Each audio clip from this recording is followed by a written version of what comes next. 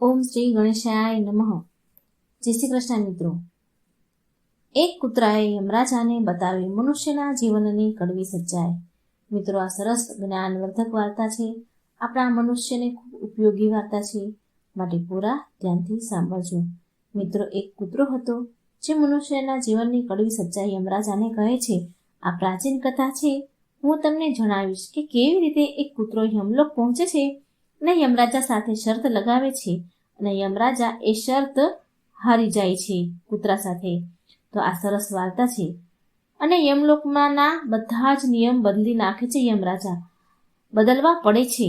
આ કથામાં આપણે જાણીશું કે ભગવાન વિષ્ણુએ યમરાજાને મનુષ્યના જીવનના સંબંધિત કયું મહત્વપૂર્ણ જ્ઞાન આપ્યું છે. પ્રાચીન કાળની આ વાત છે. પ્રાચીન કાળમાં મધ્ય દેશમાં અત્યંત શોભાયમાન નગરી હતી. તે નગરીમાં એક ધનવાન શેઠ રહે. એ શેઠ પાસે એક લાલ કલરનો કૂતરો હતો. તે શેઠ બહુ લાલચી અને કપટી સ્વભાવનો હતો, પરંતુ તે ભગવાન વિષ્ણુનો પરમ ભક્ત હતો. ભગવાનની ખૂબ ભક્તિ કરતો હતો. તે હંમેશા તેના ઈષ્ટદેવ ભગવાન વિષ્ણુની પૂજા આરાધના કરતો રહેતો હતો. પછી એક દિવસ તે શેઠની ભક્તિથી પ્રસન્ન થઈને ભગવાન વિષ્ણુએ તેને દર્શન આપ્યા, પ્રગટ થયા અને ભગવાન કહે છે કે હે વત્સ, હું તારી ભક્તિથી બહુ પ્રસન્ન છું. માંગ, તારે જે વરદાન જોઈએ તું માંગી લે. તારી જે ઈચ્છા મનોકામના છે તે હું જરૂર પૂરી કરીશ. તે શેઠ ભગવાન વિષ્ણુને કહે છે કે હે પ્રભુ, હું તમારા દર્શન કરીને ધન્ય થઈ ગયો. પ્રભુ, મને કંઈ નથી જોઈતું. મારી પાસે તમારું દીધેલું બધું જ છે. પછી તે શેઠ એક સાદું કોરું કાગળ લે છે અને ભગવાન વિષ્ણુને કહે છે કે હે પ્રભુ, તમે આ કાગળ પર તમારી સહી કરી દો, એટલે હું દુનિયાના લોકોને બતાવી શકું કે ભગવાન પણ છે, ભગવાન હોવાનો સબૂત બતાવી શકું. આજકાલની દુનિયામાં લોકો માનવા જ તૈયાર નથી કે ભગવાન છે. પછી ભગવાન બોલ્યા કે ઠીક છે વત્સ, તારી આ જ ઈચ્છા છે તો લાવ, હું તારા કાગળ પર મારી સહી કરી દઉં છું. આટલું કહીને ભગવાન વિષ્ણુએ તે શેઠના કાગળ પર સહી કરી તેની અને અંતર્ધ્યાન થઈ ગયા. પછી એ શેઠ એ કાગળને હંમેશા તેના ખીચામાં મૂકી રાખતો, જેથી તે બીજા લોકોને ભગવાન હોવાનું સબૂત બતાવી શકે. પછી થોડા દિવસ પછી એ શેઠનો કૂતરો મરી ગયો. પછી એ શેઠ બહુ દુઃખી થઈ જાય છે. શેઠનો કૂતરો મર્યા પછી યમલોકમાં ગયો અને યમલોક પહોંચ્યા પછી તે કૂતરો યમરાજાની સામે આવીને ઊભો રહી ગયો. એટલે યમરાજાએ કૂતરાના લેખાજોખા જોયા અને કહે છે કે હે શ્વાન, તું એક પશુ છે. પશુનો જન્મ લીધો છે, પણ કોઈ પણ પાપ નથી કર્યું. પશુ હોવા છતાં પણ પાપ નથી કર્યું. તે હંમેશા તારા માલિક સાથે વફાદારી કરી છે. ક્યારેય કોઈ પશુ, પક્ષી કે પ્રાણીને કષ્ટ નથી આપ્યું. તે તારા બધા જ કામ બહુ ઈમાનદારી સાથે કર્યા છે. હે શ્વાન, તારો કૂતરાનો જન્મ છે. તે કૂતરાનો જન્મ પામ્યો પછી પણ કોઈ ખરાબ કર્મ નથી કર્યા, માટે તારા બધા જ જન્મોના પાપ હવે નષ્ટ પામ્યા છે. હે શ્વાન, હવે તું કહે મને કે તું કયા લોકમાં જવા માંગે છે. તું જ્યાં જ કહીશ, તું જે ઈચ્છીશ ત્યાં હું તને એ લોકમાં જન્મ આપીશ. તું જે પ્રાણીનો જન્મ ઈચ્છે છે એ યોનિમાં તને જન્મ આપીશ. હું તારા પર બહુ પ્રસન્ન છું. મને કહે, તારી શું મનોકામના છે? પછી એ કૂતરો બોલ્યો કે હે ધર્મરાજ, તમે ભલે મને નરકમાં નાખો કે સ્વર્ગમાં, હું ગમે તે લોકમાં ગમે ત્યાં જવા તૈયાર છું. પણ મારી તમને એક વિનંતી છે કે હું કોઈ પણ જગ્યાએ રહું, પણ મનુષ્યના બંધનમાં ના રહું. મારે ક્યારેય કોઈ મનુષ્યની ગુલામી ન કરવી પડે અને ન મારે કોઈ મનુષ્યનું જીવન જોઈતું નથી. મારે મનુષ્યનો અવતાર નથી જોઈતો. તમે કૃપા કરી મને કોઈ ઉચિત સ્થાન પર મોકલો, ઉચિત સ્થાન પ્રદાન કરો. કૂતરાની વાત સાંભળીને યમરાજા આશ્ચર્યમાં પડી ગયા અને વિચાર કરવા લાગ્યા કે મનુષ્યનું જીવન મેળવવા માટે તો દેવતાઓ પણ તરસે છે. પછી આ કૂતરો મનુષ્યનું જીવન પામવાની ના કેમ પાડે છે? મનુષ્ય જીવનમાં અવતાર કેમ નથી લેવો એને? પછી યમરાજા તે કૂતરાને કહે છે કે હે શ્વાન, તું મનુષ્યને આટલી નફરત કેમ કરે છે?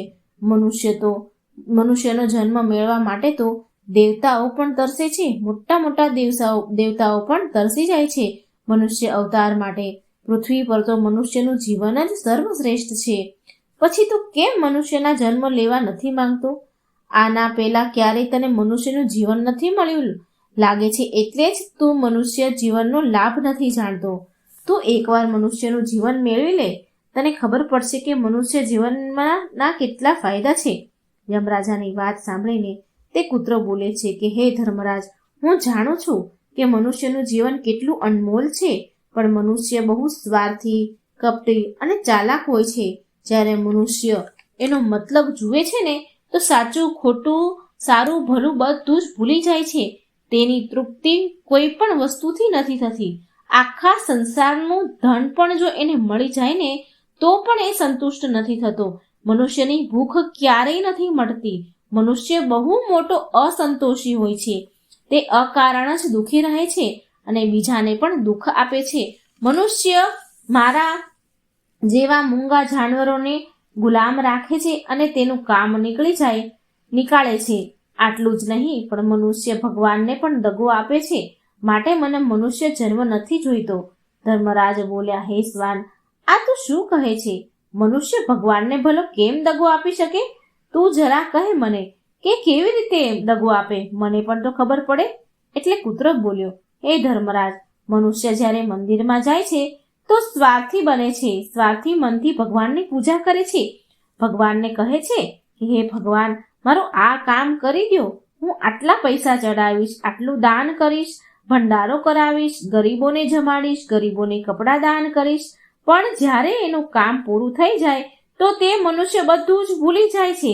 તેની પ્રગતિ કરવા પાછળ, તેને આગળ વધવાની લાલચમાં પોતાના લોકોનું જ તે શોષણ કરે છે.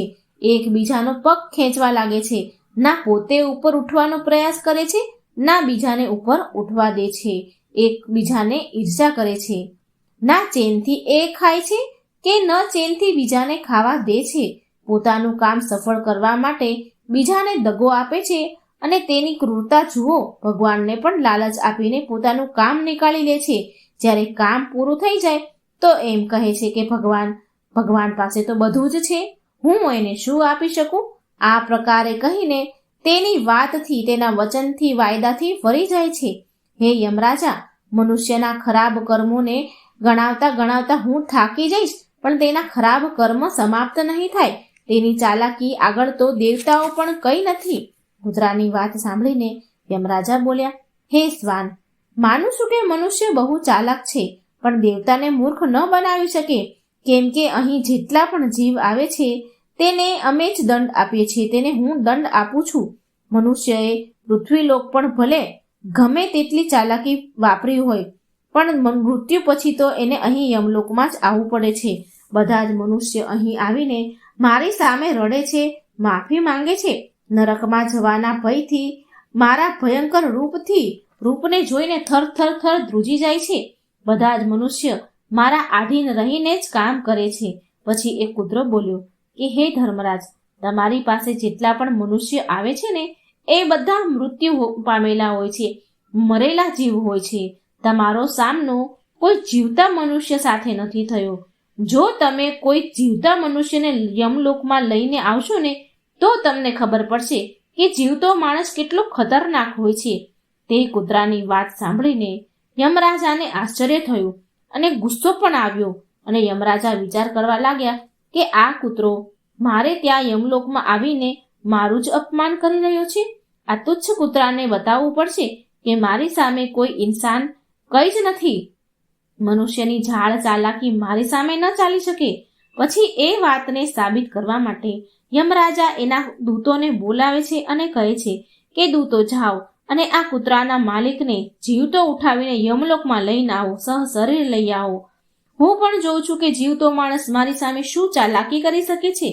જો આ કૂતરો ખોટો સાબિત થશે તો આને અનેક વર્ષો સુધી નરકમાં નાખવામાં આવશે. તે કૂતરાને પૂરો વિશ્વાસ હતો કે એકલો જીવતો મનુષ્ય સ્વર્ગલોકમાં ઉથલ પાથલ ઉત્પાત મચાવી દેશે. પછી યમના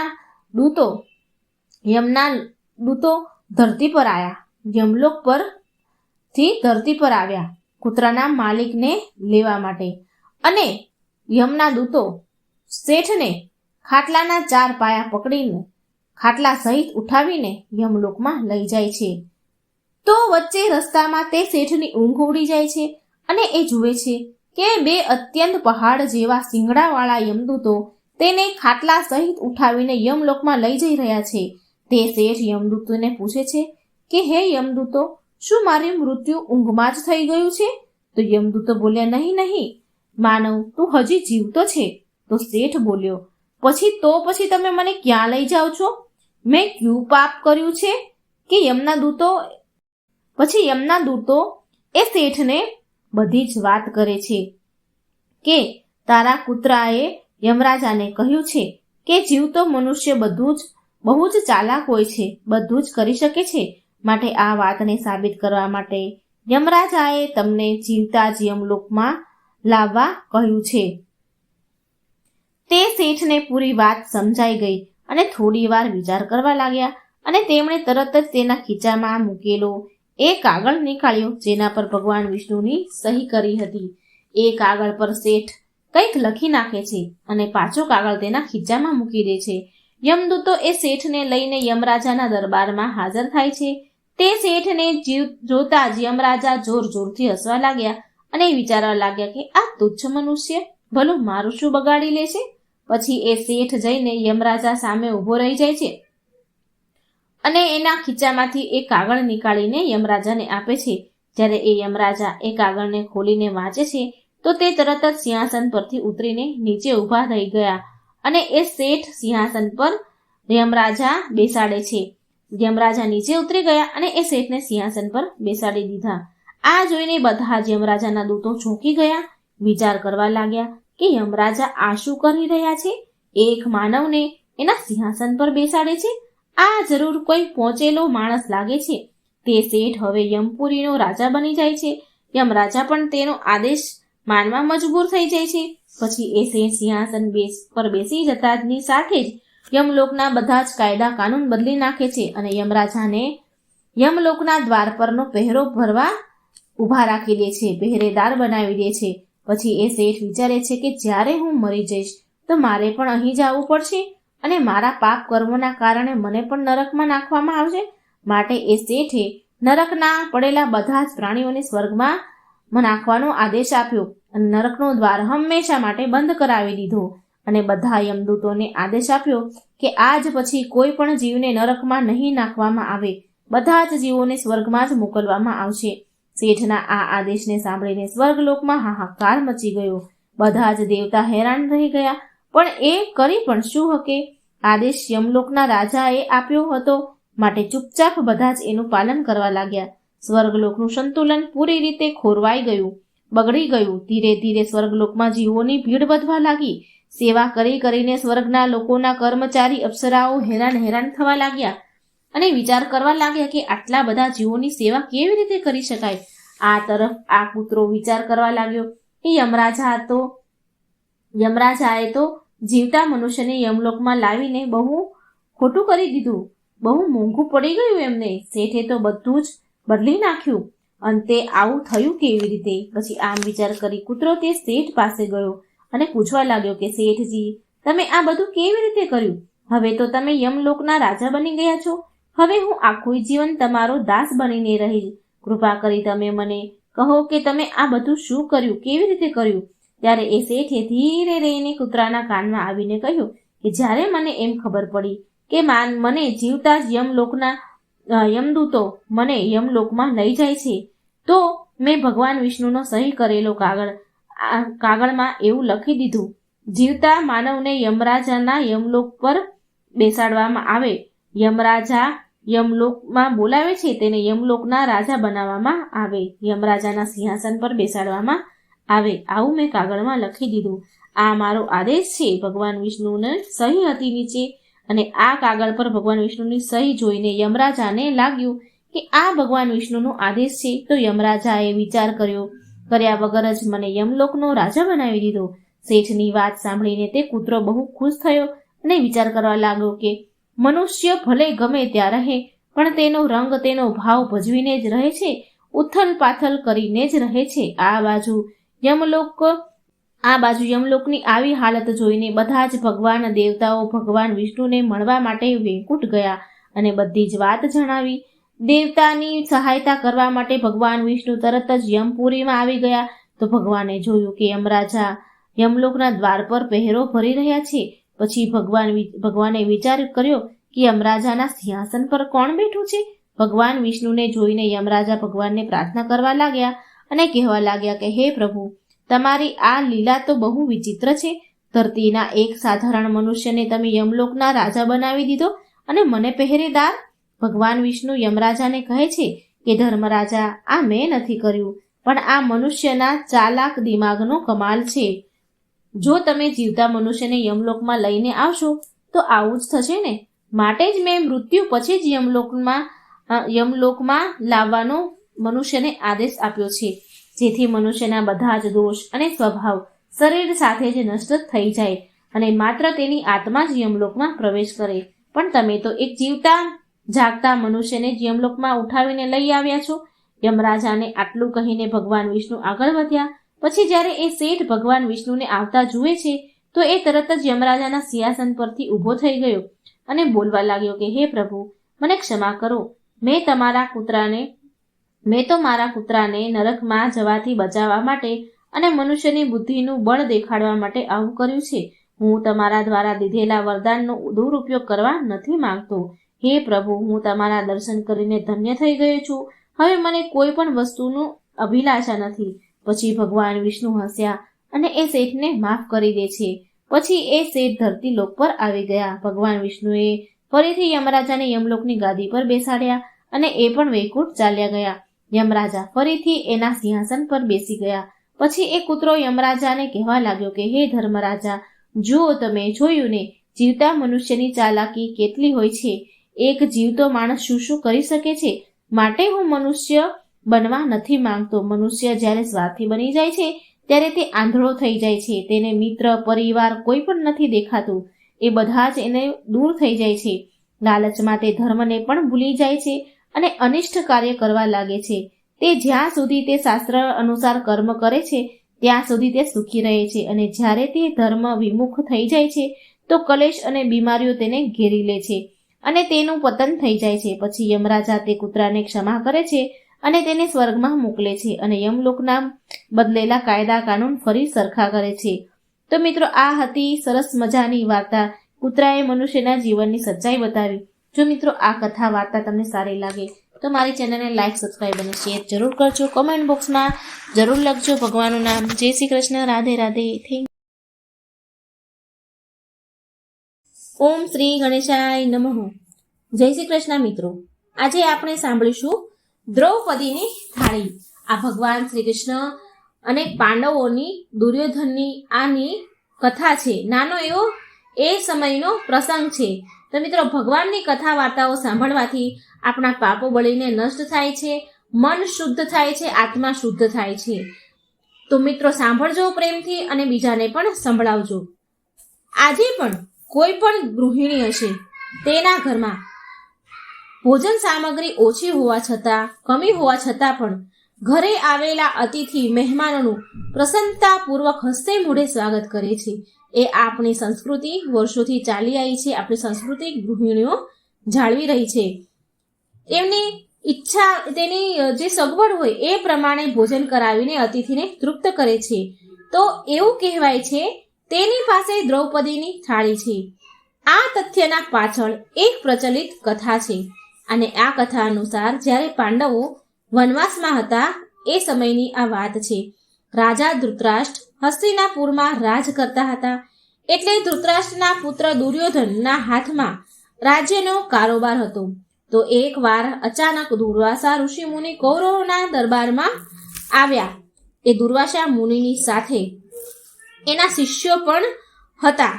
101 શિષ્યો જેવા લગભગ હતા. ઋષિઓ શિષ્યો હતા. દુર્યોધનને તેમનો યથોચિત આદર સત્કાર કર્યો. તેમનું સ્નાન, સંધ્યા, ભોજન માટે અતિ ઉત્તમ સુવિધા ઉપલબ્ધ કરાવી. પણ એક દિવસ દુર્યોધન મામા શકુનીને કહે છે કે મામાશ્રી, હું ઋષિ દુર્વાસાની સેવા કરતા કરતા હવે થાકી ગયો. મારાથી હવે વધારે સેવા નથી થતી. મામા શકુની બોલ્યા, દુર્યોધન, બસ એક વાર ઋષિ દુર્વાસા તારાથી પ્રસન્ન થઈ જાય તો તું તેની પાસેથી જે ઈચ્છીશ તે વરદાન માંગી શકીશ. અને જો આવું થયું ને તો પાંડવોનો સર્વનાશ તો નિશ્ચિત છે. એટલે દુર્યોધન કહે છે, મામાશ્રી, હું તમારા કહેવાનો અર્થ નથી સમજ્યો. તમે શું કહેવા માંગો છો? એટલે શકુની બોલ્યા, દુર્યોધન, જો ઋષિ દુર્વાસા તારી સેવાથી ખુશ થાય અને તને વરદાન માંગવાનું કહે તો મનગમતું ઈચ્છિત વરદાન તું માંગી શકીશ. એટલે ત્યારે તું પાંડવોના અહિતની વાત કહેજે અને એને એ પણ કહેજે કે તે તારા ભાઈઓ પાંડવો પાસે જઈને તેને પણ આશીર્વાદ પ્રદાન કરે. અને તું જોઈ શકે છે કે દુર્યોધન વનવાસમાં રહેનારા દરિદ્ર પાંડવો આટલા બધા ઋષિનું, શિષ્યોનું, એ લોકોનું ભોજન તથા આદર સત્કારની વ્યવસ્થા નહીં કરી શકે. અને ત્યારે પાંડવોને દુર્વાસા ઋષિના ક્રોધનો સામનો કરવો પડશે અને દુર્વાસા ઋષિ તેમને શ્રાપ આપશે અને તેમનું ઘર ચૂર ચૂર થઈ જશે, બરબાદ થઈ જશે. તે પાંડવો ઋષિ દુર્વાસાના ક્રોધથી પાંડવો બચી નહીં શકે. એનું બધું જ, એની વિદ્યાઓ નષ્ટ થઈ જશે.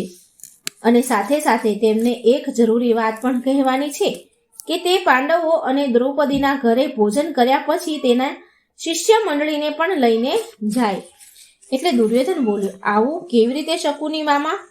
એટલે શકુની બોલ્યો, ભાણિયા ભાઈ, દુર્યોધન એ એટલા માટે જ્યારે પાંડવો અહીંથી પરાજય થઈને ગયા, અભાવથી ગ્રસ્ત હતા અને પાંડવોના ઉદ્ધાર માટે પાંડવોના કુલ પુરોહિત થૌમ્ય ઋષિએ યુધિષ્ઠિરને સૂર્યની આરાધના કરવા માટે કહ્યું અને ફળ સ્વરૂપ સૂર્યદેવે યુધિષ્ઠિરને એક એવું અક્ષય પાત્ર આપ્યું જેમાં ભોજન ત્યાં સુધી સમાપ્ત નહીં થાય જ્યાં સુધી દ્રૌપદી ભોજન ન કરી લે.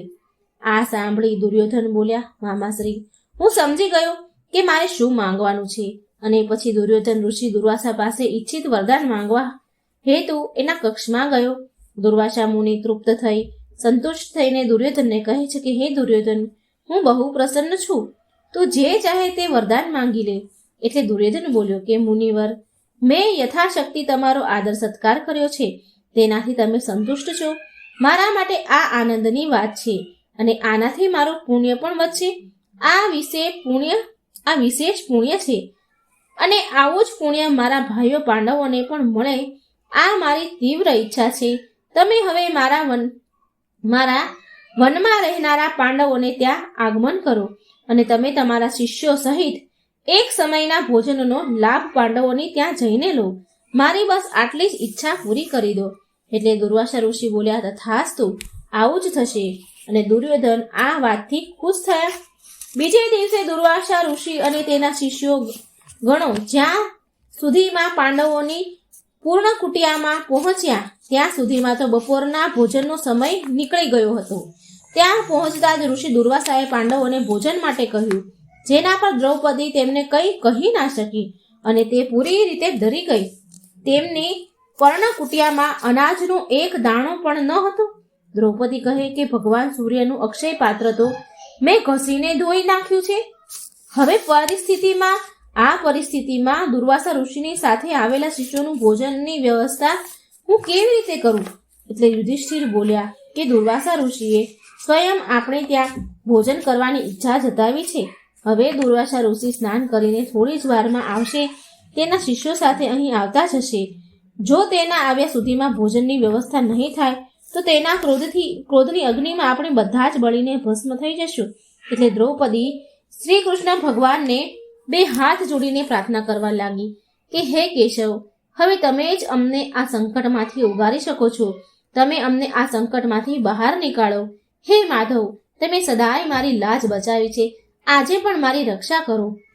હે પ્રભુ, આજ મારી લાજ રાખો. દ્રૌપદી ભગવાન કૃષ્ણને આરાધના કરે છે અને તેને બોલાવે છે. દ્રૌપદીના પુકારથી શ્રી કૃષ્ણ ભગવાન પ્રગટ થયા. ભગવાનને જોઈને બધા જ પાંડવો તેને પ્રણામ કરે છે. દ્રૌપદીની આંખમાંથી તો આંસુની ધારા વહે છે, આંખોમાં આંસુથી ભરાઈ જાય છે. શ્રી કૃષ્ણ ભગવાન કહે છે, શું વાત છે? તમે બધા આટલા હેરાન કેમ છો? દ્રૌપદી, મને તો બહુ જોરમાં ભૂખ લાગી છે, સૌથી પહેલા મને કંઈ ખાવાનું આપ. એટલે દ્રૌપદી બોલ્યા કે, હે કૃષ્ણા, મારી દુવિધા જ એ છે કે ઋષિ દુર્વાસા તેના શિષ્યો સાથે અહીં જમવા આવવાના છે અને ઘરમાં ખાવાનું કંઈ પણ જ નથી. હું તમને શું જમાડું? માટે મેં તમને સૌથી પહેલા યાદ કર્યા છે અમારી સહાય તો કરો મુરલીધર. એટલે શ્રી કૃષ્ણ ભગવાન બોલ્યા, કેમ દ્રૌપદી, તમારી પાસે તો સૂર્યનારાયણનું આપેલું અક્ષય પાત્ર તો છે. શું તું મને તે અક્ષય પાત્રમાંથી ભોજન નહીં ખવડાવી શકતી? એટલે દ્રૌપદી બોલ્યા કે હે કેશવ, આજ તો દુવિધા છે કે હું એ અક્ષય પાત્રમાંથી ભોજન કરી ચૂકી છું, તો હવે તેમાંથી ભોજન પ્રાપ્ત નહીં થઈ શકે. એટલે શ્રી કૃષ્ણ બોલ્યા, દ્રૌપદી, તે અક્ષય પાત્ર મને આપો, મને તો જ સાચું લાગશે, હું તો જ સાચું માનીશ. એટલે દ્રૌપદી બોલ્યા કે સારું કેશવ, હું એ અક્ષય પાત્ર તમને આપું છું. એ અક્ષય પાત્રમાંથી ભોજન ન પ્રાપ્ત થયું તો તમારે દુર્વાસા ઋષિ અને તેના શિષ્યોના ભોજનની વ્યવસ્થા કરવી પડશે. દ્રૌપદી શ્રી કૃષ્ણ ભગવાનને આવું બોલે છે. દ્રૌપદી શ્રી કૃષ્ણ પાસે તે અક્ષય પાત્ર લઈને આવે અને તે અક્ષય પાત્રમાં એક ચોખાનો દાણો પડ્યો હતો અને તે ચોખાનો દાણો કૃષ્ણ ભગવાને ખાધો અને ત્યાં તો પરમેશ્વર અને પૂરી સૃષ્ટિની ભૂખ ચોખાના એક દાણાથી શાંત થઈ ગઈ. તે જ ક્ષણે સ્નાન કરવા ગયેલા દુર્વાસા ઋષિ અને શિષ્ય ગણોને પણ લાગ્યું કે જેમ તેનું પેટ ભરાઈ ગયું છે અને તે ઓડકાર ખાવા લાગ્યા. એટલે દુર્વાસા ઋષિએ પાંડવોની ત્યાં પાછો આવવાનો વિચાર ટાળી નાખ્યો અને આગળની યાત્રા કરવા નીકળી ગયા. માટે કહેવાય છે કે ઈશ્વર પર સાચી શ્રદ્ધા હોય તો અતિ આવશ્યક છે. સાચી શ્રદ્ધા રાખવી બહુ જરૂરી છે અને જો સાચા હૃદયથી ભગવાનને યાદ કરવામાં આવે તો તે આપણી સહાયતા માટે જરૂર આવે છે. અને આજે પણ ઘણા ઘરોમાં પ્રભુના નામનો એક કોળિયો રાખવાનો પ્રથા છે. ઈશ્વર ગ્રહણની થાળીને દ્રૌપદીની થાળીને જેમ હંમેશા અન્ન અને સુખ સમૃદ્ધિથી ભરેલું રાખે છે, જેનાથી કોઈ પણ અતિથિ ભૂખ્યો નથી જતો. તો મિત્રો, જો મારી વાર્તા સારી લાગે તો મારી ચેનલને લાઈક કરજો, શેર કરજો અને મારી ચેનલને સબસ્ક્રાઈબ જરૂર કરજો. જય શ્રી કૃષ્ણ. રાધે રાધે. Thank you.